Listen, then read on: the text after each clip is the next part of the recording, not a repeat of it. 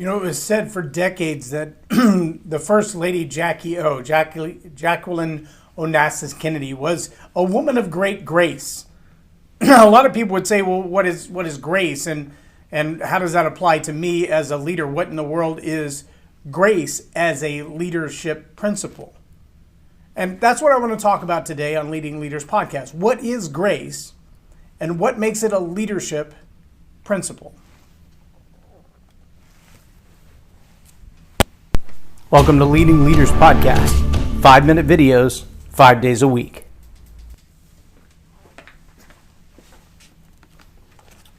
I'm J Loren Norris with Leading Leaders Podcast. I think when you look at grace from the nature of a person, the elegance of a person, the class. And by class, I don't mean the segregated classes of rich or poor, of elite or not elite, of the ruling class or the political class or the working class. What I mean is the class, the dignity, the self-presentation, the poise, and yet at the same time, the ability to look at another and give them space to be themselves. You know, we hear a lot about diversity in our world today. We hear a lot about allowing people to do whatever it is that they choose to do, to think, talk, and act however they want to talk with no judgment whatsoever. And I believe that is a good definition of the word grace. Now, I also believe there's a thin line between tolerating dangerous, abhorrent behavior and allowing someone to be themselves. There's a place where allowing someone who just feels like stabbing everyone that they see to be in a little rubber room somewhere, as opposed to giving them the grace to just stab everyone they see, because obviously that doesn't have any long-term benefit for anybody but themselves. I also believe, though, that having grace within ourselves, the ability to look at our own mistakes first, and look at other people through the eyes of those mistakes and say, well, I have probably done that myself, or I used to think that way myself, or I might have said that myself at another time in my life. Maturity that comes with grace often means that we have the ability to overlook someone else's temporary indiscretions, or maybe just the way they view things. That too is grace. Grace is also the ability to look at other people's differing ideas that may have nothing to do with us and find a place to meet in the middle. Find a place to say, well, I disagree with your ideas or your points, and here's why, but I accept your points and I appreciate that you see them for this and this and this. And while we may never come to terms on it, I still can like and love you as a human being. That too is grace. And I believe in leadership, that quality of grace, that ability to accept someone else's differing ideas, to accept them as a human being, to value their life as a person, whether you appreciate or align with ideas or not, that's grace. And that's hugely important.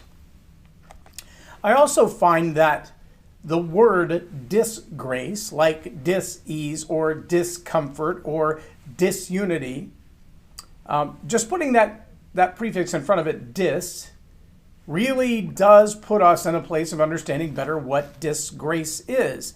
To say that someone is disgraced would be to say that they've fallen from grace or that there is no grace for them.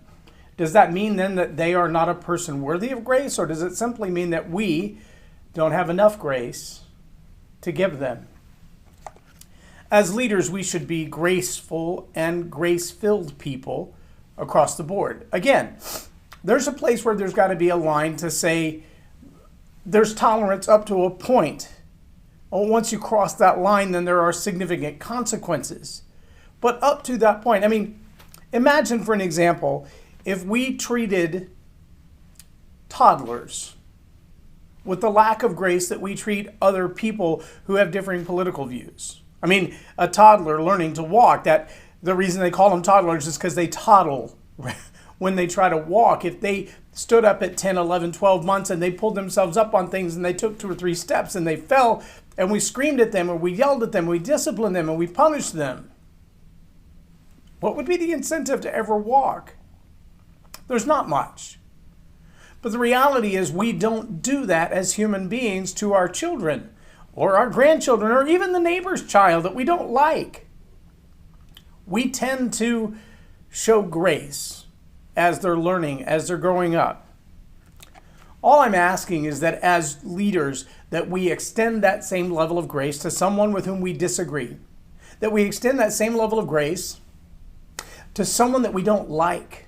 Maybe even to an absolute stranger. To give them the benefit of the doubt. To project onto them positive intentions. To believe that they really do have the best intentions at heart. They're not trying to be a jerk or to be rude or to be hateful. When we respond to people assuming the best in them rather than assuming the worst in them, we give them, as Dale Carnegie used to say, a fine reputation to live up to. When we simply take a moment to say, I'm not going to believe that you hate me and that's why you said that. I'm not going to believe that because of the color of your skin that you want to cause a problem. I'm not going to believe that because you have a different worldview than I do or a different ideology than I do, that your desire is my destruction. No, instead I'm going to believe that you have good intentions. And while we disagree, there's probably some common ground that we can find as well. That, my friends, is grace. And that is a leadership principle. I encourage you as leaders to take the time to build relationships where grace is the foundation of the relationship, where you intentionally overlook the faults, the flaws, and the humanity in other people, and where you also allow them to have the margin to stretch and to grow like a toddler until they're on solid footing, on solid ground, and they can walk on their own, to give them the opportunity to learn and grow in their relationship with you. That is a great leadership quality. Grace is a great leadership quality. I'm J Loren Norris with Leading Leaders Podcast for Tell It Like It Is TV. Have a blessed day.